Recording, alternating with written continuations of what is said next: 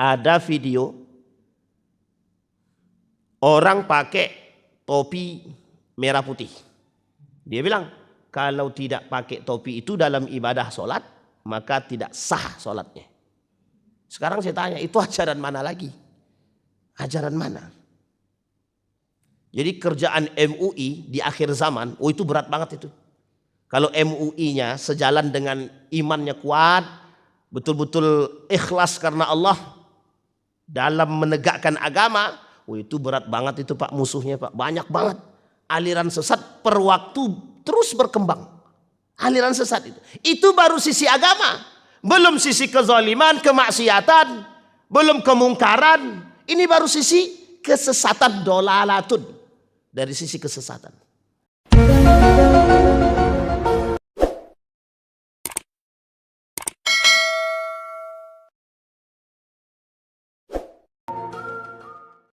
Alhamdulillahi Rabbil Alamin.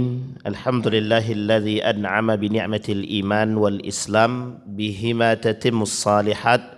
Ashhadu an la ilaha illallah wahdahu la syarika lah wa ashhadu anna Muhammadan abduhu wa rasuluh la nabiyya ba'd. Allahumma salli wa sallim wa barik ala hadzal nabiyyil karim.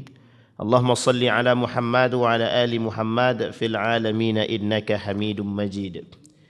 يا أيها الناس اتقوا ربكم الذي خلقكم من نفس واحدة وخلق منها زوجها وبث منهما رجالا كثيرا ونساء واتقوا الله الذي تساءلون به والأرحام إن الله كان عليكم رقيبا. Puji syukur kehadirat Allah dengan mengucapkan Alhamdulillahi Rabbil Alamin. Bersalawat kepada Nabi dengan mengucapkan Allahumma salli ala Muhammad wa ala ali Muhammad fil alamin innaka Hamidum Majid. Bapak Ibu sekalian yang berbahagia, mudah-mudahan di subuh hari ini Allah meridai, memberkahi setiap langkah kita. Allah jadikan setiap perbuatan kita penuh keberkahan dan selalu dalam lindungan Allah. Dan insya Allah kita yang hadir husnul khatimah. Amin ya rabbal alamin. Dan kita berdoa untuk kedua orang tua kita, Allah tempatkan di tempat terbaik di sisinya, Allah terima amal ibadahnya, husnul khatimah. Dan Allah kumpulkan bersama orang-orang yang saleh. Untuk orang tua kita yang masih hidup, sehat, kuat, rezeki yang melimpah, anak-anak yang dicintai dan yang mencintai, insya Allah husnul khatimah. Dan kita berdoa untuk saudara-saudara kita, semoga mereka yang tertimpa musibah, sebenarnya bukan mereka yang tertimpa musibah, semua kita tertimpa musibah, baik musibah bencana alam, begitu juga musibah agama. Baru-baru ini kita tertimpa musibah agama, adanya ajakan perayaan Natal bersama itu adalah musibah agama. Dan mudah-mudahan dalam persoalan bid'ah dan syubhat ini kita dijauhi oleh Allah dan kita terhindar dari perbuatan-perbuatan yang tidak baik. Amin ya rabbal alamin. Berselawat kepada Nabi dengan mengucapkan Allahumma salli ala Muhammad wa ala ali Muhammad. Bapak Ibu sekalian yang berbahagia, di subuh hari ini kita melanjutkan kajian kita. Dalam subuh ini ada satu hadis daripada baginda Nabi Muhammad sallallahu alaihi wasallam. Beberapa hari yang lalu saya mencoba mempelajari hadis ini karena hadisnya agak-agak sensitif gitu. Tapi saya coba pelajari. Saya bacakan hadisnya. An Zainab binti Jahsh. Ini Zainab ini istrinya Nabi. Bukan Zainab anaknya Nabi, tapi ini Zainab binti Jahsh. Binti Jahshin berarti istrinya Nabi. Kalau Zainab binti Muhammad berarti anaknya Nabi. Kan tidak mungkin pula. An Zainab binti Jahshin radhiyallahu anha, anna Nabi sallallahu alaihi wasallam dakhala 'alaiha fazi'an yaqul la ilaha illallah. Nabi masuk ke rumah Zainab, ke rumah istri dia yang satu lagi. Sampai di rumah Zainab, kemudian Nabi berkata, la ilaha illallah, tiada Tuhan selain Allah. Wailun lil arabi min syarrin qad iqtarabah. Kecelakaan atau celakalah Wailun itu artinya celakalah. Kalau dalam istilah kalimat bahasa Indonesia itu apa namanya? Itu bahasa apa namanya? Kalimat apa namanya itu? Dalam bahasa Indonesia saya lupa. Tapi dalam bahasa Arab itu ada berita atau kabar atau keadaan. Jadi kalimat yang menunjukkan keadaan. Wailun kita Nabi, celakalah. Tapi dilanjutkan oleh Nabi, lil Arabi, bagi negara-negara Arab. Lebih tepatnya Jaziratul Arab. Jazirah, semenanjung Jazirah Arab itu. Kata Nabi, wailun lil Arabi, celakalah bagi Jazirah Arab yang masuk dalam Jazirah Arab. Ini oleh ulama diartikan Arab di sini tidak satu negara, tapi yang masuk dalam kategori celakalah. Apa yang disebut dengan celakalah di situ, yang membuat mereka celaka itu apa? Syarrun qad iqtarabah. Kata Nabi, kejahatan yang mulai mendekat sedikit demi sedikit. Lil Arabi, bagi Arab. Arab ini siapa? Apakah Indonesia ini bagian daripada Arab? Apakah Eropa bagian daripada Arab? Turki bagian daripada Arab? Dan beberapa negara bagian daripada Arab. Terus mengapa kok cuma Arab yang disampaikan oleh Nabi? Wailun lil Arabi syarrun qad iqtaraba. Celakalah bagi Jaziratul Arab, negara-negara Arab, ketika kejahatan mulai mendekat sedikit demi sedikit.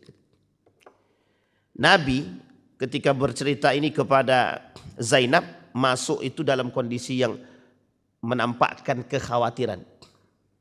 Di dalam buku ini, kitab ini, judul kitab ini, hadis-hadis yang menjadi kekhawatiran Nabi terhadap umat. Jadi ada sekitar 40 hadisan lebih, kalau tak salah sekitar 40-an lah. Hadis ini berbicara tentang kondisi kekhawatiran Nabi terhadap umat di akhir zaman. Judul bukunya Akhwafa ma akhafu.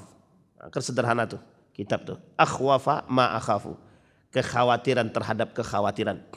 Al-arba'una fi khaufin Nabi ala ummatihi. 40 hadis yang berbicara tentang kekhawatiran Nabi terhadap umatnya. Dah tadi, tapi kenapa kok Nabi mulai dari kalimatnya la ilaha illallah? Nah, itu dia enaknya. Nah, nanti kita lihat, Pak.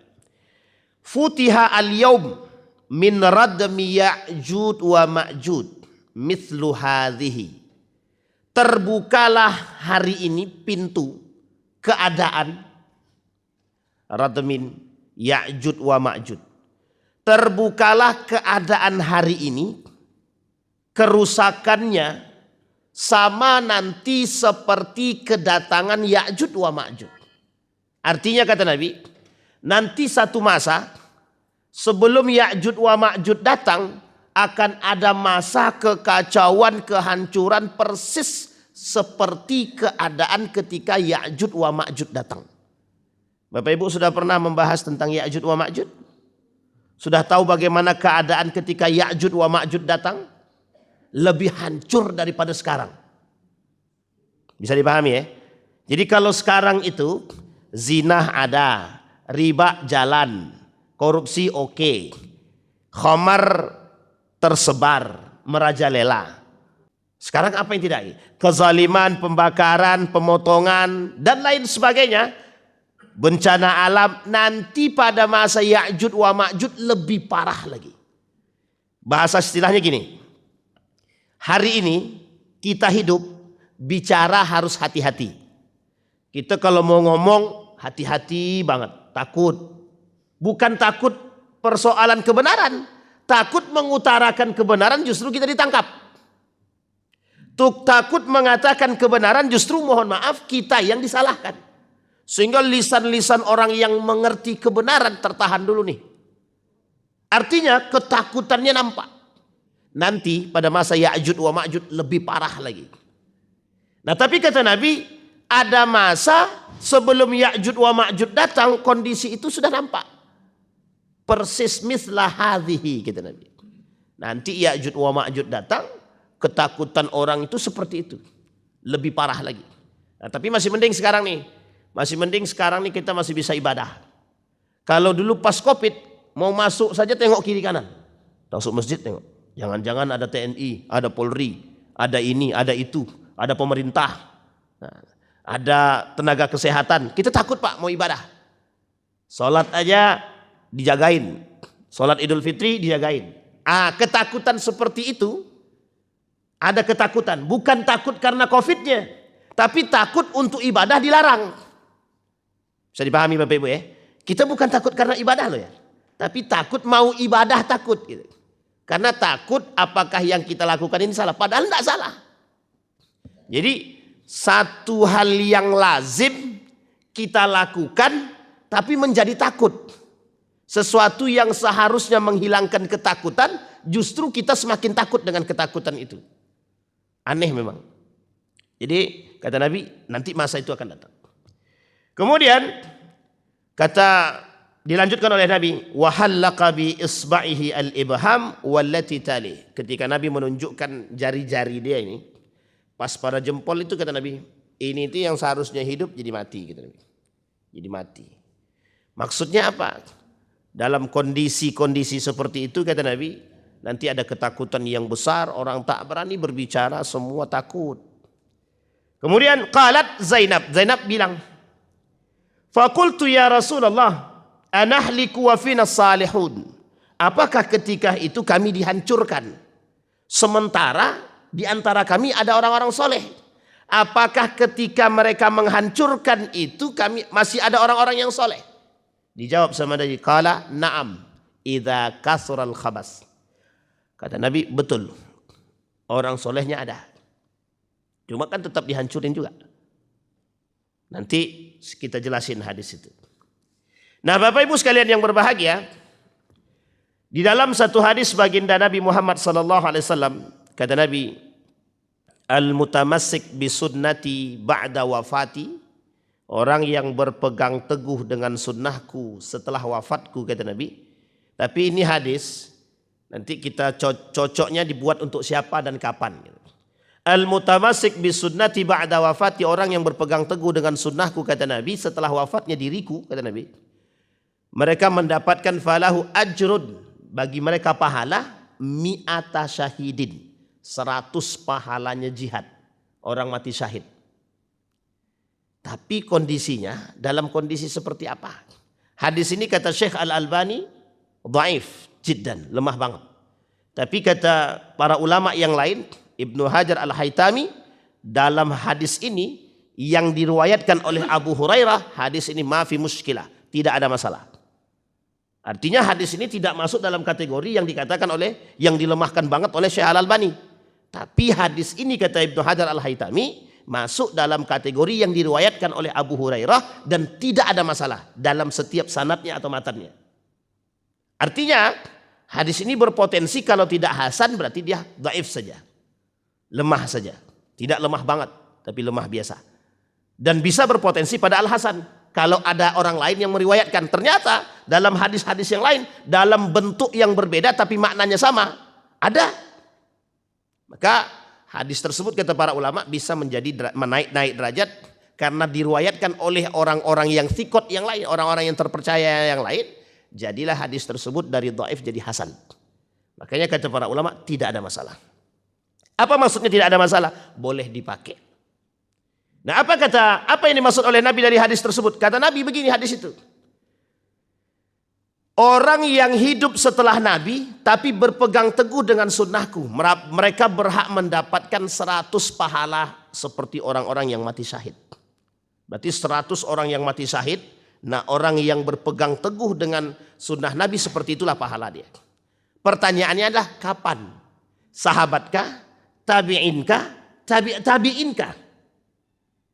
Bisa dipahami Bapak Ibu? Sahabatkah? Tabi'inkah? Tabi'inkah? Setelah tabi'in. Setelah tabi'in. Kata Nabi, masa yang baik itu masa Nabi. Setelah Nabi sahabat. Setelah sahabat itu tabi'in. Setelahnya lagi tabi'in. Setelahnya itu sudah muncul yang lain. Nabi khawatirnya pada masa itu Pak. Pernah dengar kalimat ummati, ummati, ummati? Pernah Bapak Ibu? Kalimat ini kan masyhur dulu oleh orang-orang tua kita zaman dulu. Kalau mendengarkan cerita Maulid Nabi, mereka selalu ngomongin itu tuh. Ummati ketika sampai di gara-gara, roh Nabi sampai di gara-gara, ummati, ummati, ummati gitu deh. Kitabnya Daqaiqul Akhbar. Dan ini selalu disampaikan oleh orang tua zaman-zaman dulu. Pertanyaannya adalah, apa maksud dari kalimat ummati itu? Kenapa Nabi manggil umatku, umatku? Dari sekian banyak daripada pemahaman para ulama, saya mengambil salah seorang profesor bernama Hamid Fahmi Dzarkasi. Kata beliau, maksud ummati itu lebih condong, lebih takut, bukan, lebih dekat maknanya pada kondisi hari ini. Jadi Nabi mengatakan ummati dulu 1400 tahun yang lalu yang diucapkan oleh Nabi untuk keadaan hari ini. Kenapa begitu? Saking dekatnya manusia hari ini dengan kehancuran. Saking dekatnya manusia hari ini dengan kejahatan. Pertanyaannya adalah, yang sangat membuat Nabi khawatir persoalan apa? Duniakah? Persoalan agamakah? Atau persoalan apa? Yang sangat membuat Nabi khawatir adalah berpalingnya umat Nabi Muhammad daripada agama. Bisa dipahami sampai di sini Bapak Ibu. Ternyata itu kalimat yang sederhana Pak. Sangat sederhana tapi maknanya hari ini. Kenapa begitu? Karena kata Nabi, banyak sekali orang yang berpaling daripada kebenaran agama di akhir zaman. Yang kita sebut dengan bid'ah fid din. Inilah yang disebut dengan bid'ah dalam agama. Ada unsur syubhat dalam agama. Pertanyaannya, syubhat agama berasal dari apa? Syahwatuddin. Berasal daripada syahwat agama. Ternyata persoalan ini merembet Pak. Muncul kelompok yang menyelewengkan, yang mempelintir agama, menjual agama, mengajak kita kepada rusaknya agama. Hari ini nampak. Semua nampak. Nabi khawatirnya bukan persoalan yang lain. Yang dikhawatirkan Nabi, kita ini terjebak dalam kesesatan. Terjebak dalam kesesatan. Maka ada bahasa dalam hadis ini tuh disampaikan bahwa ad-dalalatu ila ad-dalalati gitu. Fa'lam anna ad-dalalah haqqad dalalah. Kesesatan itu adalah bagian daripada kesesatan itu sendiri. Ad-dalalah ila ad-dalalah, nanti semua kesesatan menuju kesesatan. Bahkan tak nampak kebenaran Pak. Tak nampak. Agama yang lurus itu yang seperti apa? Ad-din al-hanif itu seperti apa? Tak nampak. Contoh, baru-baru ini ada video orang pakai topi merah putih. Dia bilang, kalau tidak pakai topi itu dalam ibadah sholat, maka tidak sah sholatnya. Sekarang saya tanya, itu ajaran mana lagi? Ajaran mana?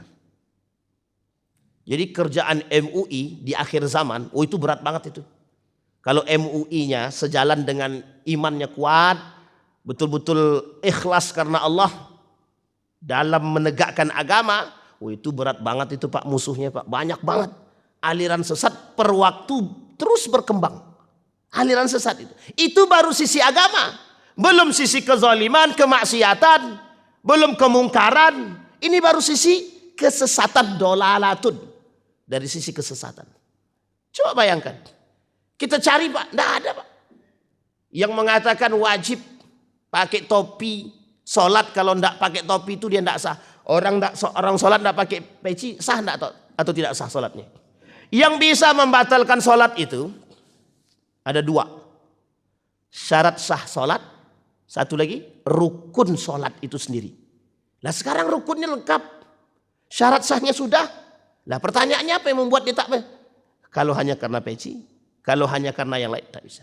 Pakai singlet aja bapak-bapak mau sholat pakai singlet. Pusatnya tutup. Boleh enggak pakai singlet sholat? Pakai kain sarung atau celana pokoknya lututnya tertutup. Pakai singlet. Bisa enggak? Boleh enggak? Boleh. Enggak usah pakai singlet lagi. Tak pakai baju. Tapi pusatnya tertutup. Boleh enggak sholat? Auratnya laki-laki cuma enggak punya adab itu. Benar enggak punya adab kan? Sedangkan pakai singlet aja hampir tidak beradab, apalagi gak pakai baju kan begitu. Ini harus dicerna begitu. Jadi memahami agama itu ada dua.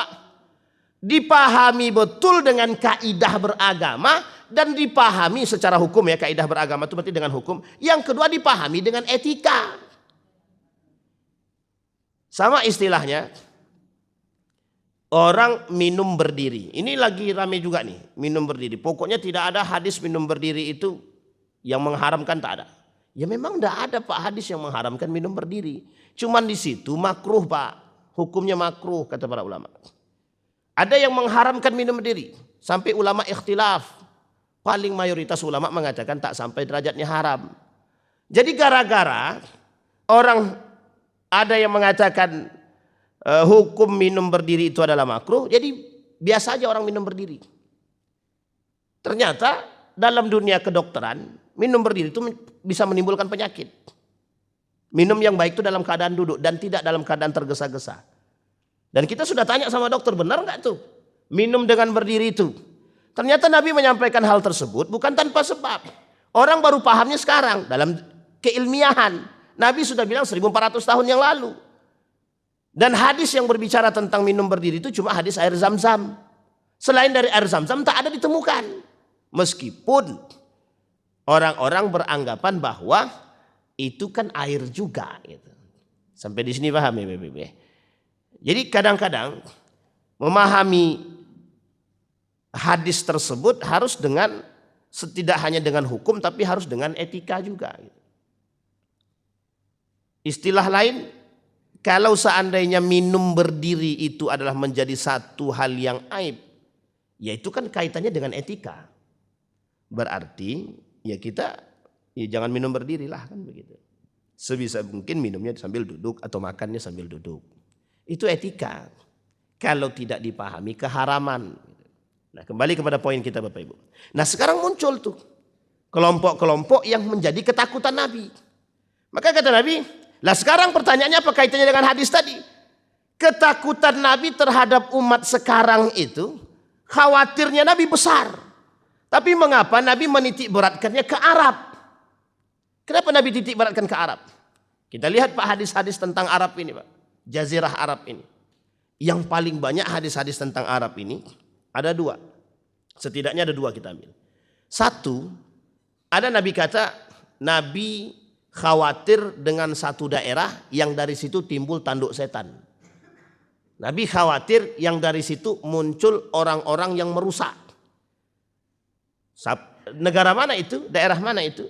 Nejat. Tahu Bapak Ibu Nejat? Nabi doa, ya Allah berikan keberkahan kepada Palestina, kepada Yaman. Sahabat tanya, bagaimana dengan Nejat? Nabi terus berdoa, ya Allah berikan keberkahan bagi Yaman, bagi Palestina. Sahabat tanya lagi, bagaimana dengan Nejat? Enggak dijawab Pak sama Nabi sampai 3 kali. Setelah yang ketiga pertanyaan itu baru Nabi sebutkan. Di situ muncul perusak-perusak kata Nabi. Sekarang pertanyaannya Nejat itu mana? Nejat itu bagian daripada Saudi Arabia. Bagian daripada, tidak di daerah, bukan di Makkahnya, bukan di Madinahnya, tapi bagian daripada kerajaan Saudi Arabia.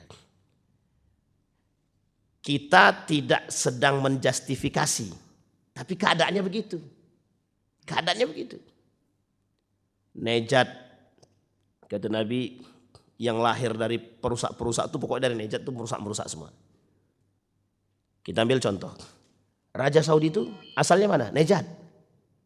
Raja Saudi itu asalnya Nejat. Ada Muhammad bin Abdul Wahab itu yang lahir di Nejat itu boleh dicari secara sejarah faktanya. Boleh dalam literatur manapun carilah. Asal siap aja berdebat. Dari situ Pak. Dan itu penelitiannya bukan main-main Pak, ilmiah Pak. Dan bukan kita yang ngomong, mereka juga. Bayangkan. Dan banyak lagi, tanduk setannya belum lagi yang keluar dari tanduk setan lah. Yang muncul kelompok-kelompok aneh. Khawarij set dari situ Pak. Nejat. Murji'ah itu juga dari situ. Awal mula Murji'ah, kelompok yang menyesatkan itu. Murji'ah ya, kelompok yang menyesatkan. Juga dari situ. Ini poin penting. Nah Nabi bilang, wailun lil Arabi. Celakalah bagi negara Arab. Sekarang kita lihat lagi, di mana kehancuran-kehancuran negara Arab itu yang menyebabkan Nabi kok khawatir dengan negara-negara Arab. Pengkhianat muncul dari situ, Pak. Irak, Babilonia pada masanya. Kufah pada masa Ali bin Abi Thalib berkhianat kepada Ali, berkhianat kepada Al Hasan, berkhianat kepada Al Husain. Kufah. Persia, Iran sekarang yang dikenal dengan Syiah masih dalam satu lingkup. Pengkhianatan terbesar yang pernah dilakukan kepada Turki Utsmani dari situ juga. Nah sekarang kata Nabi, wailun lil Arab, celakalah bagi Arab. Yang dimaksud oleh Nabi dalam celakalah terhadap Arab ini, muncul fitnah-fitnah di Jaziratul Arab. Itu maknanya, Pak. Apa fitnahnya? Fitnah ekonomi, fitnah agama, fitnah kesesatan. Muncul dari sini. Ketakutan Nabi, qad iqtaraba syarran, semakin terasa mendekat, kejahatan itu semakin terasa dekat. Untuk siapa? Untuk Arab. Pertanyaannya adalah bagaimana dengan negara yang lain? Tanpa disebut Nabi, begitu keadaannya. Arab ini yang suci saja dikhawatirkan Nabi, apalagi yang tak suci. Paham Bapak Ibu maksudnya? Negara Arab ini, Saudi Arabia saja, di situ ada Nabi lahir, di situ Nabi tinggal, di situ Nabi wafat, Mekah, Madinah, menjadi poin perhatian Nabi, apalagi negara yang tidak. Artinya, kalaulah negara yang di dalamnya ada kesucian saja Nabi khawatir, apalagi dengan tidak adanya yang suci-suci itu. Jadi kalau kezaliman tersebar di selain negara Arab itu sudah biasa. Kemungkaran, kemaksiatan itu sudah biasa. Tapi yang dikhawatirkan simbol utama. Simbol utama. Maksudnya adalah kalau dari sini sudah mulai kekacauan, kesesatan dalam sisi agama, kemungkaran, kemaksiatan, maka disinilah sebab awal muncul kehancuran. Itu yang dimaksud oleh Nabi. Kita ambil contoh. Nabi Lut, kaum Nabi Lut. Kaum Nabi Lut itu persoalan apa? Nuh alaihissalam, pembangkangan kepada Allah. Pembangkangan. Yunus, Saleh, dan lain sebagainya. Sekarang pertanyaannya, dari sekian banyak para nabi, persoalannya apa? Kenapa Allah menghancurkan kaum tersebut? Karena satu, pembangkangan mereka, kezaliman mereka, kemaksiatan mereka. Syirik, zalim, pembangkangan. Membunuh onta Nabi Saleh kira-kira zalim enggak? Zalim Pak, hanya karena takut persaingan. Sekarang kan banyak nih orang takut bersaing dibuat saingnya Pak. Saingannya dibuat takut persaingan. Kasus kaum Nabi Lut. Ini zina Pak. Zina. Dan ini oleh kaum liberal, persoalan Nabi Lut, kaum Nabi Lut ini itu bukan bencana, bukan musibah, bukan azab kata dia. Ini hanya persoalan penyakit. Coba bayangkan, memang penyakit Pak, tapi mengapa Allah kasih azab? Bagi mereka itu bukan azab, kata kaum liberal. Tapi kok bukan azab untuk semuanya dihancurkan? Karena semuanya berpaling daripada Allah. Yang Nabi khawatirkan di akhir zaman, dari Arab sudah tercipta kesesatan, bagaimana dengan yang lain? Ketika yang lain sudah mulai tersesat, maka disitulah Pak kehancuran itu datang. Bisa dipahami Bapak Ibu ya? Kalau sumber agama, tempat mengambil agama sudah tersebar sudah menyebarkan kesesatan, kehancuran, kemaksiatan, kemungkaran, apa tak lagi kalau negara yang lain. Itu yang dimaksud oleh Nabi. Jadi kedekatan kehancuran kepada satu kaum itu yang dikhawatirkan Nabi, yang dibinasakan oleh Allah, yang dikhawatirkan oleh Nabi di situ. Makanya Nabi masuk rumah Zainab tuh kayak khawatir banget gitu. Karena keadaannya itu yang dipandang oleh Nabi ke depan itu semakin mengkhawatirkan. Hari ini contohnya. Khawatir Pak. Saya beberapa waktu yang lalu coba merenung sendiri. Kok begini kalilah negaraku ini gitu. Tapi saya berpikir cuma negara ini gitu. Setelah kita mencoba mengetahui tempat-tempat yang lain, ya hampir sama juga. Kita berpandangan pada sisi agama gitu. Di negara yang mayoritas muslim, nomor 1 di dunia, begitu banyak aliran sesat Pak, yang membuat kita jauh daripada agama. Yang kedua, Kalau mereka tak bisa, kita tak bisa pindah keluar agama. Lah kok bisa ada program yang mengajak kita untuk sharing agama. Bahkan mencampur adukkan agama. Bisa dipahami kalimat ini. Pluralisme. Jadi jangan salah Pak. Salah satu program pluralisme agama itu adalah termasuk salah satu program perayaan agama bersama. Jadi perayaan agama-agama bersama. Itu salah satu bagian daripada program pluralisme agama. Apa itu pluralisme agama Pak Ustaz? Mengakui kebenaran agama-agama yang lain. Sesat apa tak sesat? Bapak Ibu, mengakui kebenaran agama-agama yang lain sesat apa tak sesat? Sesat. Sesat, menyesatkan. Itu yang disebut oleh Allah dalam Al-Quran. Dhalun wa adhan. Sesat dan menyesatkan. Nah siapa mereka? Siapa mereka yang sesat dan menyesatkan tadi?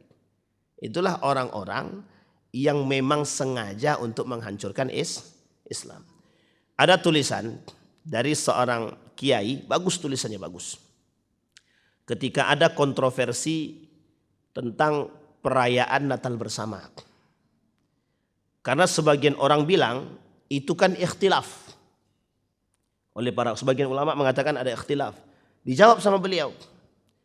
Perbedaannya Yahudi dulu, Nasrani dulu pada masa Nabi dengan Yahudi sekarang dan Nasrani sekarang itu bedanya antara langit dan bumi. Kalau Yahudi dulu, Nasrani dulu masih bisa ditundukkan Pak. Dan mereka paham Pak, mereka percaya kepada Allah. Cuma nggak mau beriman kepada Nabi Muhammad. Yang sekarang sudah nggak percaya kepada Allah juga tidak sama Nabi Muhammad. Dan mereka menyakiti umat Muslim, membenci Islam. Kata beliau dalam tulisannya, Gus Najih itu. Ditulis sama, kebetulan mungkin yang nulis adalah sekretarisnya beliau. Dituliskan sama beliau. Pertanyaannya itu, orang Nasrani Barat sekarang itu benci dengan Islam.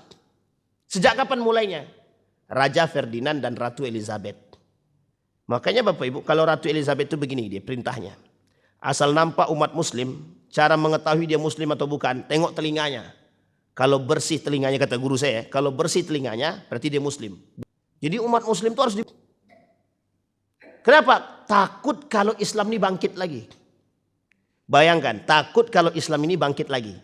Bapak Ibu boleh pahami kalimat ini. Apa maksudnya? Mereka mengerti bahwa Islam itu akan bangkit kembali. Nah kita umat Muslim nggak ngerti. Kita yang nggak ngerti. Justru kita yang menghancurkan Islam itu. Kata Umar bin Khattab, hal tadri man yahdumuddin. Apakah kalian tahu siapa yang akan menghancurkan agama itu? Umat Muslim itu sendiri Pak. Bisa dipahami Pak? Sama kata-kata Nabi tadi, lil Arabi. Bukankah di situ orang-orangnya soleh semua? Kata Nabi benar orang soleh semua. Tapi kenapa dibinasakan oleh Allah? Sakitun. Orang-orang soleh sabitun. Sakitun. Bukan sakit ya. Sakitun itu diam. Ketika Dr. Mawardi Muhammad Saleh ditanya, Ustaz, di sana bencana. Di tengah bencana itu kan ada orang soleh juga Ustaz. Apa sebab datangnya bencana? Sebab datangnya bencana yang pertama, musibah. Sebab datangnya musibah, azab itu yang pertama adalah kesyirikan. Kezaliman. Yang ketiga apa? Yang ketiga kemungkaran, kemaksiatan. Dijawab, ditanya sama jamaah, kan di situ ada orang soleh. Jangankan orang soleh, kiai pun kalaupun ada, tetap ikut mati, ikut dibinasakan. Kenapa? Karena orang solehnya diam. Bisa dipahami sampai sini Bapak Ibu? Karena orang solehnya sama kata Nabi tadi. Ketika Zainab bertanya, apakah ketika di antara kami ada orang soleh? As-salihun, ada orang soleh itu ada. Cuma ketika itu khabaisnya lebih banyak lagi. Dan mohon maaf orang solehnya diam. Satu orang solehnya diam, yang kedua orang solehnya ikut-ikutan. Yang ketiga, orang solehnya menikmati. Itu yang dikhawatirkan Pak. Ya, itu bukan soleh lagi. Makanya istilahnya, saya sebenarnya tidak dalam konteks apapun ya berbicara ini Bapak Ibu dalam hal ini. Kata Dr. Mawardi itu, dan saya buka dari beberapa kitab sama. Ulama itu ada 3 katanya. Ada ulama sultan, ulama pemerintah katanya. Yang kedua ada ulama ul jamaah katanya. Ulamanya jamaah. Yang ketiga ada ulama ur rabbani katanya. Ini kata Dr. Mawardi Muhammad Saleh. Ulama sultan itu kalau tergantung pada keinginan pemerintah. Pemerintah bilang apa, oke. Pokoknya ulama pemerintah lah kan gitu. Artinya ulama yang disetir oleh pemerintah. Yang kedua ulama jamaah. Apa maksudnya ulama jamaah? Ustadz, kita kajian ini aja Ustadz. Ya katanya tadi. Ustadz, tolong halalkan joget Ustadz. Ya kata Ustadznya. Nah, itulah maksud contohnya itu. Itu ulama jamaah kalau permintaan itu. Tapi ada ulama Rabbani yang takutnya sama Allah aja. Dan tidak bisa menghalalkan yang haram dan tidak bisa mengharamkan yang halal. Nah yang kayak gini di akhir zaman yang paling banyak Pak. Maaf, yang paling sedikit. Di akhir zaman orang yang ulama Rabbani ini semakin hari semakin mendekat kepada akhir zaman itu semakin sedikit manusia seperti ini.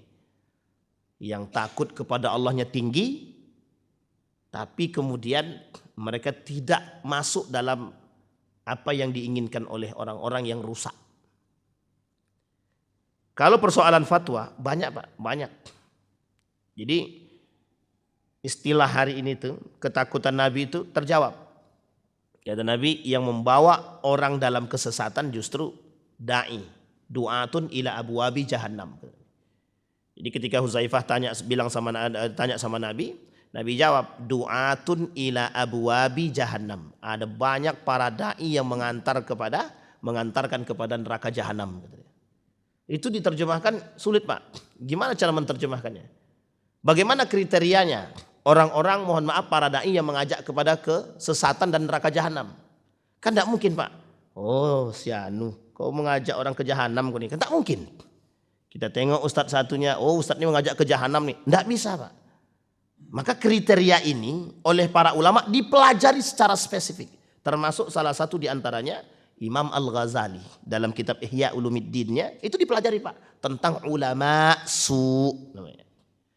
Jadi Bapak Ibu, kalaulah masyarakat menuju kepada kesesatan, mesti ada sebab, mesti ada pemimpinnya Pak. Kalau masyarakat menuju kepada kesesatan, mesti ada pemimpinnya. Kita ambil contoh.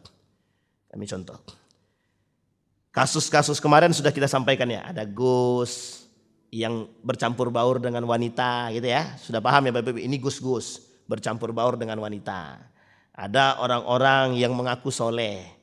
Jadi dia pokoknya orang-orang yang mengaku soleh tapi dia bebas melakukan perbuatan-perbuatan kemaksiatan. Ya orang-orang yang mengaku soleh tapi nggak punya adab, nggak punya akhlak, meluk perempuan, cium perempuan, tapi dia Gus, gitu kan? Ini kesesatan kan? Joget, maulid nabinya buat nih joget, pakai artis, pakai ini segala macam dan lain sebagainya pokoknya. Ini kan kesesatan. Kayak yang tadi tidak boleh sholat kalau tidak pakai yang merah putih, itu kan kesesatan. Nah kesesatan seperti ini pertanyaannya ada nggak pemimpinnya itu? Ada nggak pemimpinnya? Ada, dan pemimpinnya mengerti agama enggak? Di sini yang dimaksud. Pemimpinnya apakah mengerti agama apa tidak? Poinnya nanti di situ. Ada pemimpin yang mengerti agama tapi nggak punya akhlak. Maksudnya mereka mengerti agama tapi mereka nggak punya akhlaknya. Yang kedua, mereka nggak ngerti agama tapi pura-pura mengerti agama. Karena tujuannya adalah dunia. Sekarang saya tanya Bapak Ibu. Orang-orang kayak gitu, kaya-kaya nggak tuh? Kaya-kaya nggak? Bahkan unik Pak, ada Gus-Gus cuma muji pemerintah aja dapat mobil. Muji menteri dapat mobil. Dipujinya sebaik-baiknya, pokoknya dipujinya lah menteri itu dapat mobil. Awak capek menasihati ulama pun tak, menasihati pemerintah pun jangankan mobil, sepeda pun tak dapat. Nah, itu bahasa kasar kita kan. Jadi Bapak Ibu, kita khawatir. Jadi kekhawatiran Nabi itu bukan tanpa sebab Pak. Nabi dah khawatir jauh hari. Makanya kalimatnya Nabi, ummati. Bukan Nabi bukan takut dengan kalian tidak punya duit. Enggak. Nabi enggak takut kalian miskin. Enggak kata Nabi. Yang ditakutkan Nabi kalian keluar daripada yang sesungguhnya. Yang seharusnya kalian masuk surga tapi enggak jadi. Jalan tu lurus menuju surga tiba-tiba ada simpang kiri dan kanan. Kata Nabi dalam hadisnya, ketika orang jalan lurus tapi kiri dan kanan dan kiri, itu di setiap persimpangnya ada setannya. Nah banyak orang yang sudah mau jalan lurus tapi ketika diajak oleh setan kanan, setan kiri ngikut. Jadi yang lurus tuh cuma sedikit aja. Yang istiqomah. Bisa dipahami ya Bapak Ibu, yang istiqomah. Jadi yang kita takutkan tuh di situ. Maka Bapak Ibu sekalian yang berbahagia, dijawab sama Nabi. kekhawatiran Nabi tersebut terhadap keadaan kita umat itu di akhir zaman itu, istilah Nabi, kalau Arab sudah mulai masuk pada tataran kezaliman, kehancuran, kemaksiatan, kemungkaran, maka disitulah gerbang kehancuran tadi. Bisa dipahami Bapak Ibu ya? Kita ambil contoh. Beberapa negara Arab. Di mana negara Arab yang ada kasinonya, perjudiannya? Di mana negara Arab yang ada kasino terbesarnya? Ada nggak? Ada. Di mana? Uni Emirat Arab, di Dubai. Bapak Ibu kalau datang ke sana, memang yang masuk itu non Muslim. Yang Muslim tak boleh masuk. Cuma masalahnya kenapa harus disediakan? Kan begitu bahasanya. Hari ini mungkin tidak. Wallahu alam ke depannya. Pertama, kedua. Bapak Ibu boleh lihat pakaian-pakaian, mohon maaf, yang kita anggap dulu kalau kita tengok. Kalau kita ini kan kalau nengok, ada orang Arab. Mesti dalam benak kita nih bagus ibadahnya. Betul ya? Dalam benak kita. Karena pakaiannya.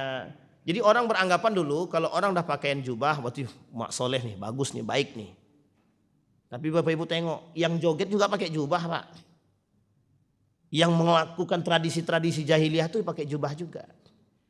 Makanya Bapak Ibu ada satu kitab judulnya Masailul Jahiliyah, Syarhun Masailul Jahiliyah. Penjelasan tentang persoalan-persoalan jahiliyah. Salah satu di antaranya itu adalah persoalan jahiliyah sekarang itu. Saya pernah tanya Pak, lebih jahiliyah mana? Ada kepada salah seorang syekh di Saudi Arabia. Ketika saya lagi ikut halaqah di salah satu majelis di Masjidil Haram itu, saya ikut halaqah kajian. Saya tanya Pak salah seorang ulama di situ, bagaimana menurut syekh keadaan sekarang? Lebih jahiliyah mana sekarang atau dulu? Dijawab Pak. Di dalam Masjidil Haram dia jawab. Apa kata dia? Lebih jahiliyah sekarang daripada dulu kata dia. Coba bayangkan. Kita kan khawatirnya di situ. Baik, kita kembalikan Pak. Nah sekarang apa faedah daripada hadis tersebut? Faedah daripada hadis tersebut, Nabi membukanya dengan kalimat la ilaha illallah. Ini uniknya. Nabi membuka dengan kalimat la ilaha illallah. Maksudnya adalah sakralnya tauhid. Kita ambil Pak. Buya Hamka itu sudah memperingati umat itu jauh-jauh hari. Tahu Bapak Ibu kenapa Buya Hamka membuat Majelis Ulama Indonesia? Biar kesesatan itu bisa dibendung oleh siapa? Para alim ulama. Makanya muncul Majelis Ulama Indonesia. Siapa ketua pertamanya Pak? Buya Hamka. Sampai Buya Hamka bilang ada syirik modern. Artinya apa? Kesesatan orang merembet sedikit demi sedikit. Artinya mulai kesesatan itu mulai nampak. Dulu sesatnya sendiri-sendiri dan tersembunyi. Sekarang terang-terangan Pak. Mereka melakukan kesesatannya terang-terangan. Dimulai sama Nabi, la ilaha illallah, pegang teguh tuh betul kalimat. Sekuat apa kita berpegang teguh dengan kalimat la ilaha illallah? Pada kondisi apa orang bisa terjebak dalam rusaknya akidah? Dalam kondisi apa orang bisa rusak akidah? Saya tanya Bapak Ibu, dalam kondisi apa orang mudah rusak akidahnya?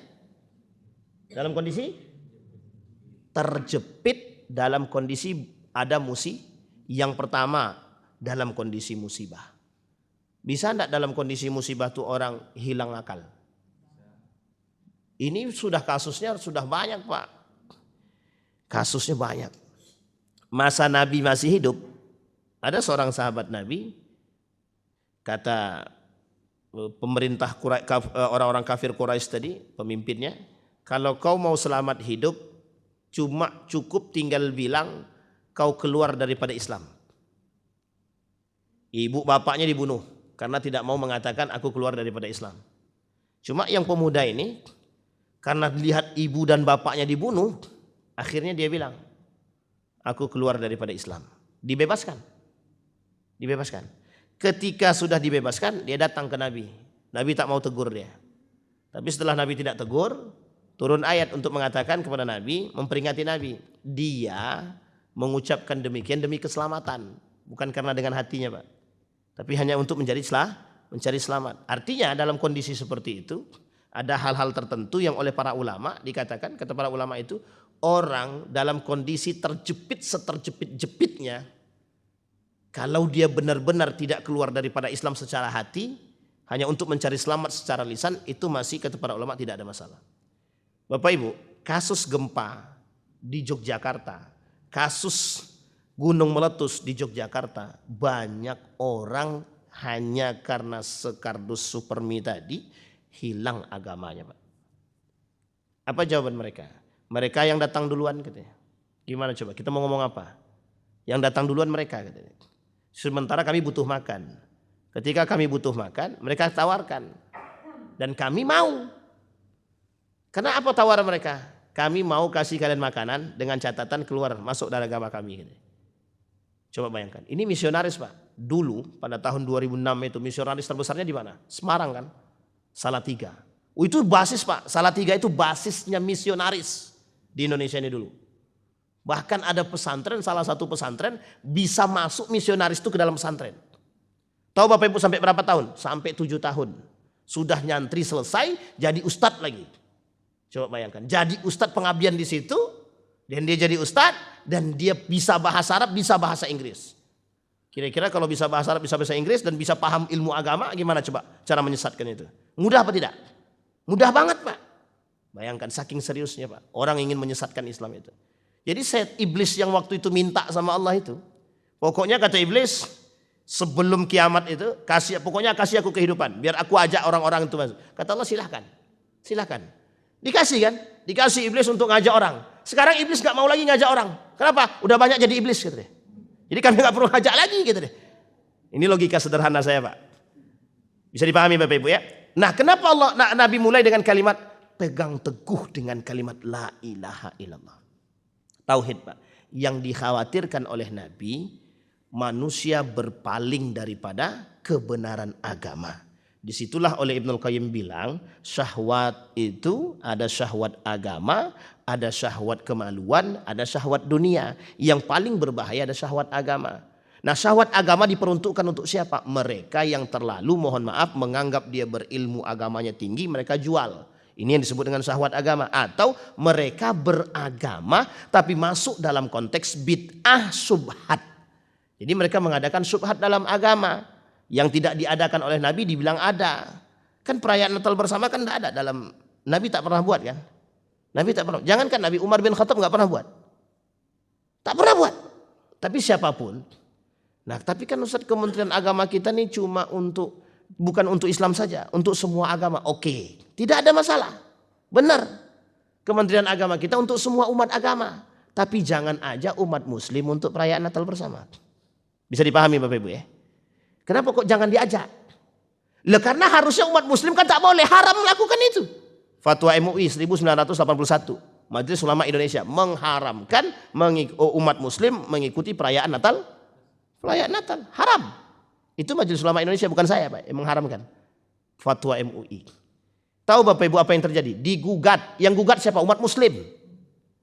Coba bayangkan, yang gugat fatwa umat muslim. Orang non muslim biasa aja nih, Pak. Lah kita umat muslim yang menggugat fatwa. Sampai di sini paham ya Bapak Ibu? Tahu Bapak Ibu alasannya kenapa Majelis Ulama mengeluarkan fatwa tersebut? Khawatir bahwa Islam dia nggak benar, akidah dia rusak, terjebak dalam kesesatan, mencampur adukkan agama, sinkritisme. Bolehkah sinkritisme dalam Islam? Tak boleh, Pak. Jangankan sinkritisme, dua agama saja tidak bisa, jadi satu tidak bisa. Muncul kalimat beberapa waktu yang lalu, ada yang diskusi dengan saya begini, Ustaz, tapi kan Ustaz, tapi apa? Tuhan itu kan satu. Kami juga paham Tuhan itu satu. Jadi sebenarnya Ustaz, Tuhan kita ini satu. Kita hanya menuju Tuhan yang satu, tapi cara kita beda-beda. Saya bilang lama-lama, awak pun bisa ikut sesat deh buatnya kalau lama-lama. Bisa dipahami Bapak Ibu ya. Mungkin sama Bapak Ibu tidak, gitu. Tapi pada orang lain.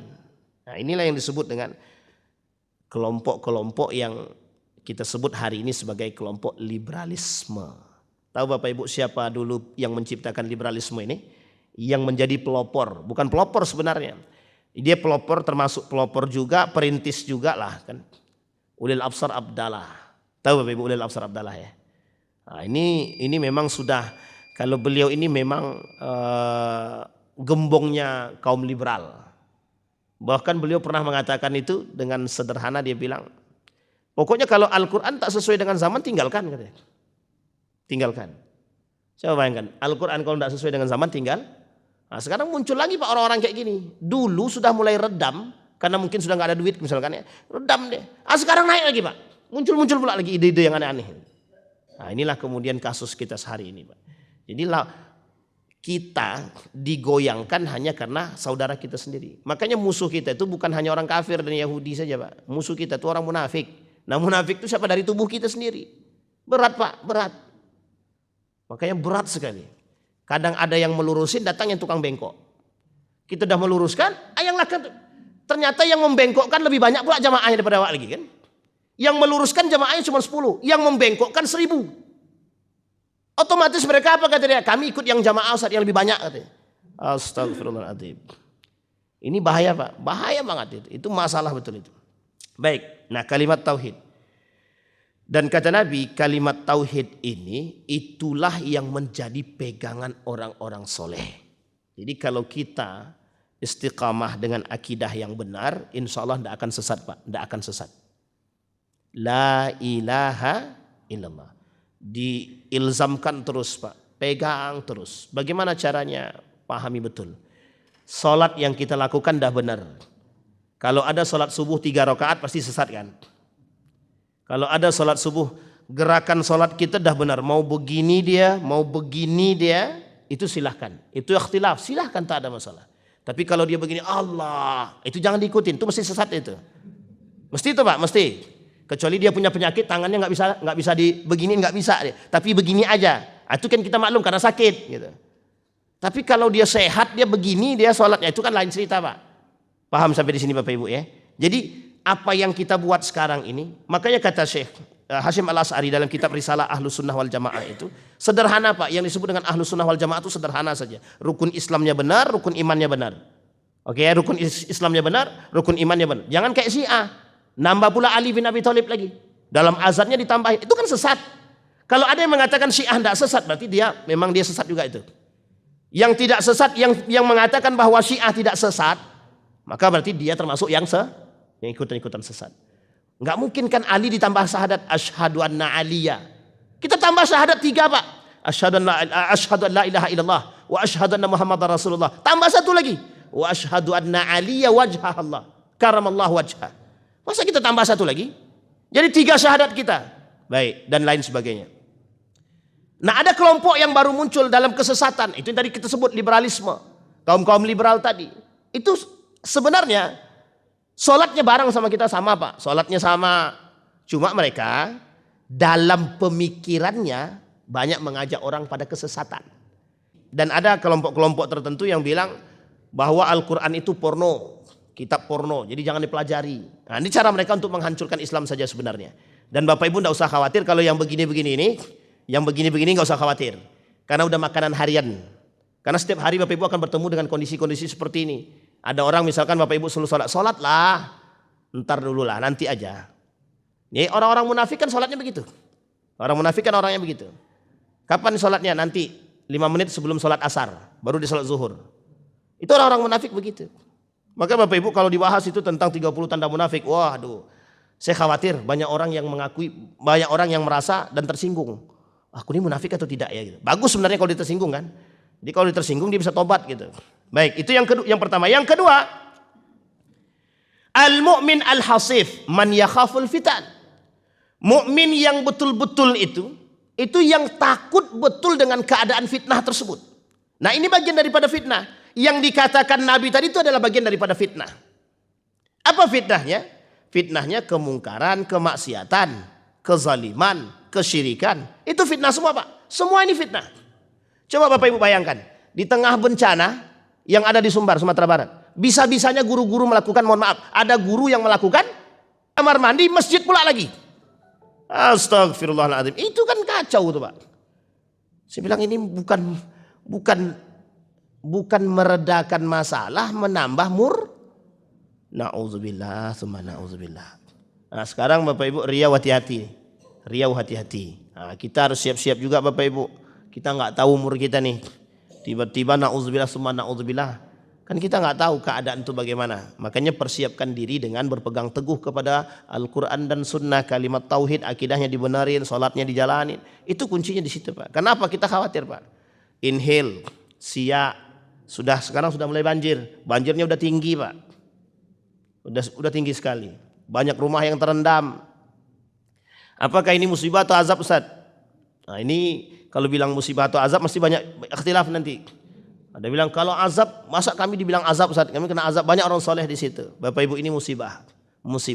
Musibah, salah satu sebab datangnya musibah itu ada kesamaan dengan azab. Satu di antaranya adanya kesyirikan, kezaliman dan kemungkaran ataupun kemaksiatan. Ya bisa jadi. Nah, tapi musibah, kalau azab biasanya semuanya berpaling daripada Allah. Semuanya berpaling. Itu azab. Karena hampir semua di antara orang-orang yang tertinggal itu pada masa Nabi Nuh alaihissalam itu yang di bumi hanguskan oleh Allah, semuanya berpaling daripada Allah. Nah, yang ikut Nabi selamat. Yang ikut Nabi selamat. Itu yang disebut dengan azab. Kita ambil contoh Nabi yang lain, Nabi Lut. Yang ikut Nabi Lut selamat. Yang enggak ngikut Nabi Lut hancur semua, azab. Jadi semua yang diazab itu, yang mendapatkan azab itu semua yang dibinasakan oleh Allah itu yang berpaling daripada Allah, yang berpaling daripada syariat. Ini jangan sampai, Pak. Nauzubillah. Kita perlu, memang harus khawatir dengan keadaan itu. Makanya Nabi bilang, Pak. Dibilang sama Nabi, orang yang beribadah di akhir zaman itu seperti memegang bara api. Sulit, Pak, bingung. Kalau dia tak punya akidah yang benar, sesat, Pak. Bisa disesatkan. Kita ambil contoh. Kalau orang ke Mekah tuh ngapain? Ibadah atau selfie-selfie? Kan berubah sekarang udah maknanya, Pak. Terserah orang mau suka atau tidak dengan yang saya sampaikan. Itu faktanya. Itu faktanya, Pak. Bayangkan betapa banyaknya travel umroh hari ini. Banyak apa tidak? Banyak banget, Pak. Sekarang kita lihat, Pak. Yang selamat di antara sekian banyak itu besok, yang selamat, yang jujur. Yang dusta, yang penipu, mesti hancur itu besok.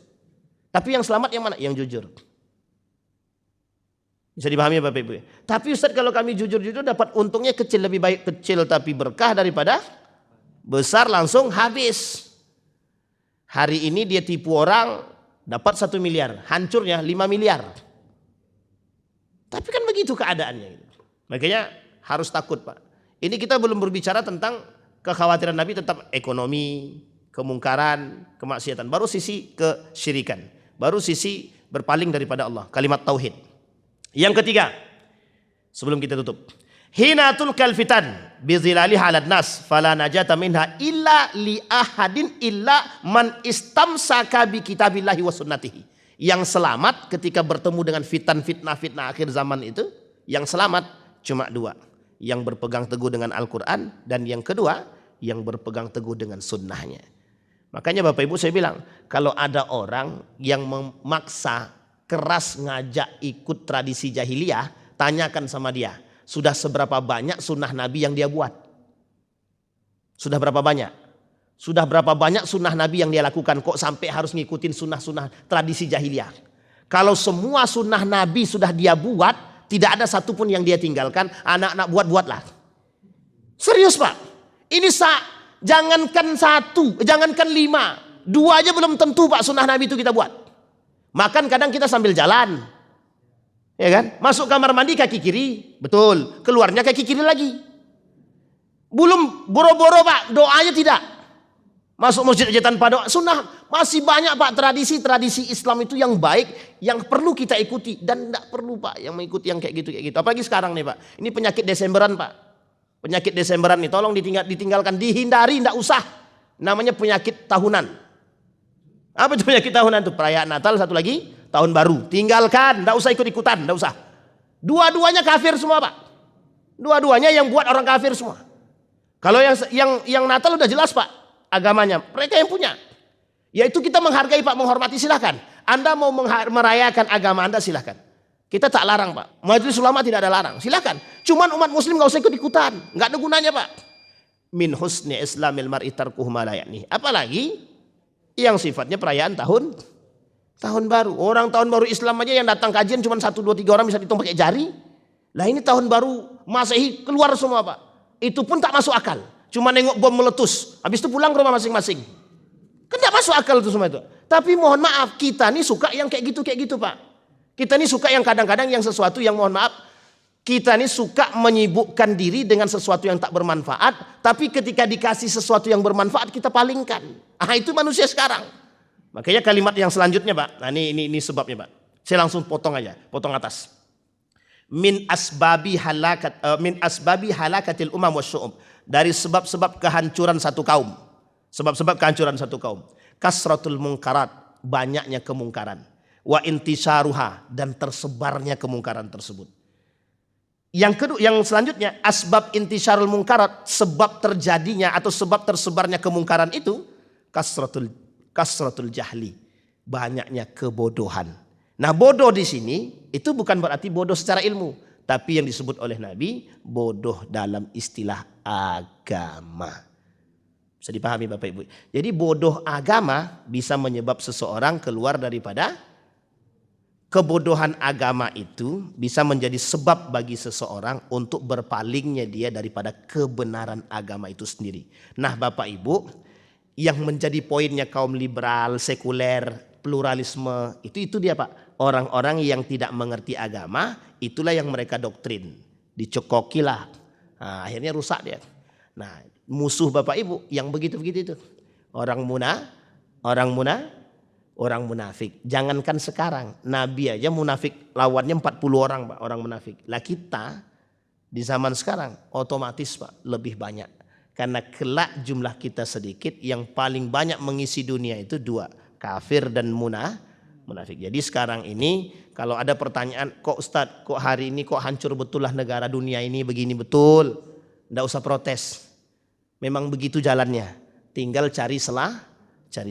Mudah-mudahan ada manfaat bagi kita semua Bapak Ibu sekalian berbahagia. Ada pertanyaan Bapak Ibu? Enggak ada mesti itu. Karena kalau udah akhir-akhir zaman ini kayak udah mau mati aja. Cari selamat kita Bapak Ibu. Kita berdoa kepada Allah. A'udzu billahi minasyaitonir rajim. Bismillahirrahmanirrahim. Hamdas syakirin hamdan na'imin. Hamdan yuwafi ni'amahu wa yukafi'u mazidah. Ya Rabbana lakal hamdu kama yanbaghi li jalali wajhikal karim wa 'azimi sultanik. اللهم فقهنا في الدين وعلمنا التأويل اللهم انصر من نصر الدين واخذل من خذل المسلمين اللهم انصر إخواننا المجاهدين في فلسطين وفي غزة وفي كل مكان وخاصة إندونيسيا اللهم دمر اليهود أهلك الكفرة والمبتدعة والمشركين أعداءك أعداء الدين اللهم أعنا على ذكرك وشكرك وحسن عبادتك اللهم اغفر لنا ذنوبنا وذنوب والدينا وارحمهما كما ربيانا صغارا اللهم اغفر لهم وارحمهم وعافيهم واعف عنهم وأكرم نزولهم ووسع مدخلهم واجعل الجنة مثواهم يا رب العالمين ربنا هب لنا من الصالحين اللهم اختمنا بالصالحين اللهم إنا نسألك خير هذا المكان وخير ما فيه وخير أهله ونعوذ بك من شر هذا المكان وشر ما فيه وشر أهله ربنا آتنا في الدنيا حسنة وفي الآخرة حسنة وقنا عذاب النار والحمد لله رب العالمين السلام عليكم ورحمة الله وبركاته